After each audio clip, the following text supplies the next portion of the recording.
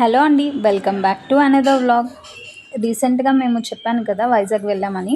అక్కడ మా చిన్నత్తయ్య గారిది రిటైర్మెంట్ ఫంక్షన్ ఉందని చెప్పి శ్రీకాకుళం దగ్గరలో ఊరుంటుంది మా అత్తగారు వాళ్ళది. అక్కడికి వెళ్ళామనమాట. అక్కడ ఇక్కడ ఈ అమ్మవారు శివపార్వతుల టెంపుల్ అనమాట. ఇప్పుడు మీకు చూపిస్తుంది. నిజంగా ఎంత బ్యూటిఫుల్ ప్లేస్ అంటే పల్లెటూర్లు నిజంగా చాలా బావుంటాయి. అండ్ ఈ ప్లేస్ అయితే చుట్టూ మంచిగా ఆ అట్మాస్ఫియర్ అయితే ఆ వెదర్ గానీ చాలా బావుంది. చాలా ప్రశాంతంగా ఎంత పీస్‌ఫుల్‌గా ఉందంటే చాలా పీస్‌ఫుల్‌గా ఉంది మనకు ఆ టెంపుల్‌లో. ఈవెన్ ఆ టెంపుల్‌లో మనకి టార్టాయిసెస్ కూడా పెంచుతున్నారు. సో, అప్పుడే పిల్లలు పెట్టిన టార్టాయిస్ ఉన్నాయి. ఆ వెదర్ గానీ ఏదైనా చాలా బావుంది.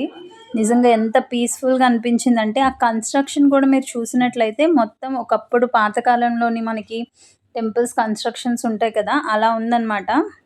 అక్కడ ఫస్ట్ శివుడిది టెంపుల్ ఉంటుంది. ఆ పక్కనే పార్వతీదేవిది కూడా టెంపుల్ ఉంటుంది.